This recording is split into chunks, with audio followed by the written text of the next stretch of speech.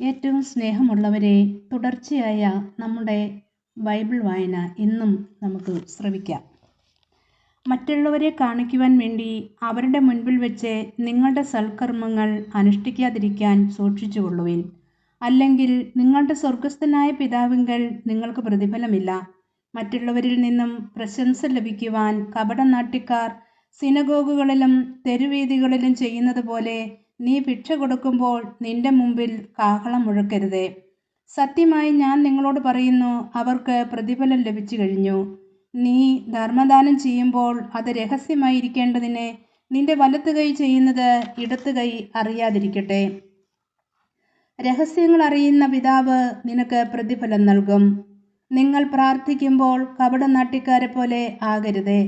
അവർ മറ്റുള്ളവരെ കാണിക്കുവാൻ വേണ്ടി സിനഗോഗുകളിലും തെരുവേദികളുടെ കോണുകളിൽ നിന്നും പ്രാർത്ഥിക്കുവാനാണ് ഇഷ്ടപ്പെടുന്നത്.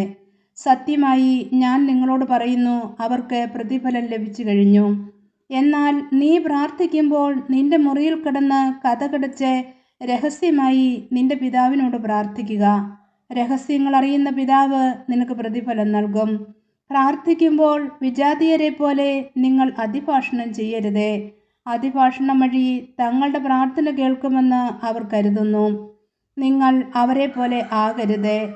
നിങ്ങൾ ചോദിക്കുന്നതിന് മുൻപ് തന്നെ നിങ്ങളുടെ ആവശ്യം നിങ്ങളുടെ പിതാവ് അറിയുന്നു.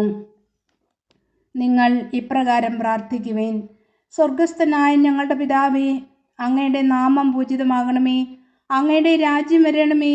അങ്ങയുടെ ഹിതം സ്വർഗത്തിലെ പോലെ ഭൂമിയിലുമാകണമേ. അന്നന്ന് വേണ്ട ആഹാരം ഇന്നും ഞങ്ങൾക്ക് നൽകണമേ. ഞങ്ങളുടെ കടക്കാരോട് ഞങ്ങൾ ക്ഷമിച്ചതുപോലെ ഞങ്ങളുടെ കടങ്ങൾ ഞങ്ങളോടും ക്ഷമിക്കണമേ. ഞങ്ങളെ പ്രലോഭനത്തിൽ ഉൾപ്പെടുത്തരുതേ. തിന്മയിൽ നിന്ന് ഞങ്ങളെ രക്ഷിക്കണമേ. മറ്റുള്ളവരുടെ തെറ്റുകൾ നിങ്ങൾ ക്ഷമിക്കുമെങ്കിൽ സ്വർഗസ്ഥനായ നിങ്ങളുടെ പിതാവ് നിങ്ങളോടും ക്ഷമിക്കും. മറ്റുള്ളവരോട് നിങ്ങൾ ക്ഷമിക്കുകയില്ല എങ്കിൽ നിങ്ങളുടെ പിതാവ് നിങ്ങളുടെ തെറ്റുകളും ക്ഷമിക്കുകയില്ല. ഈശോ മിശിഹായ്ക്ക് സ്തുതിയായിരിക്കട്ടെ.